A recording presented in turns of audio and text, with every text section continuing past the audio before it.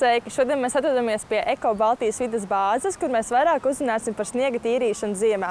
It īpaši tagad, kad laika prognoze nav zināma un sniega šogad nav. Tad redzēsim, ko viņi tagad dara ziemas periodā. Atkrituma apsaimniekošanas uzņēmums Eko Baltija vide ir atbildīgs par Rīgas Labo krastu un Latgales priekšpilsētu. Viņu uzdevums ir operatīvi reaģēt uz ceļu bojājumiem, un tie ir jānorobežo 2 stundu laikā un jānovērš 24 stundu laikā.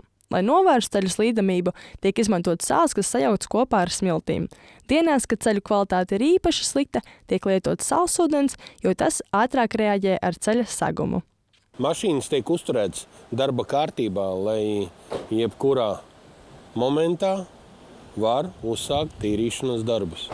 Šogad ir bijuši nakts izbraukumi, kad temperatūra bija ap 0. Mašīnas bija visas izbraukuši ielās un tika nodrošināta droša mašīnu kustība pa pilsētas ielām.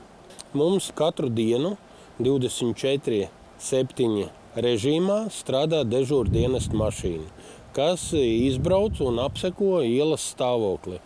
Ja tiešām notiek kaut kādi brīnumi, sāk veidoties aplēdojums, tiek ziņots attiecīgajiem dežūra dienestiem, un viņi operē ar darba gaitu. Šitie transporta līdzekļi ir paredzēti galveno ielu tīrīšanai, atbrīvošanai no sniega, no apledojuma, kas veidojas ar nokrišņiem, kuru uz doto brīdi nav. Bet mašīnas ir gatavas un gaidas savu darba kārtību. Tagad mēs esam iesēdušies vienā no sniega tīrīšanas mašīnām, jaunākajā, jaudīgākajā mašīnā, un tad redz, ka mēs varam redzēt, kā tas izskatās no iekšpuses. Ir 2 ekrāni, kur ir, kā mums teica, kā jaudīgākais iPhone 16. Tad redz, ka mums ir pults sadaļa, ar kuru varam tātad mēs kustināt, uz kuru pusi mēs vēlamies šīs lielās lāpstas. Tad redz, ka ir super ārtie krēsli, tā lai šoferīši nestāp dibens pēc ilgās braukšanas. Tad redz, ka mums ir milzīga stūre. Uzliksim mūsu mūziku šeit, un varbūt kaut kā aizbrauksim tālāk. Labrīt! Ir 4 no rīta un sniegs beidzot ir uzsnidzis. Tad tagad arī redzēsim, kā tad šo sāli izmanto uz ceļiem.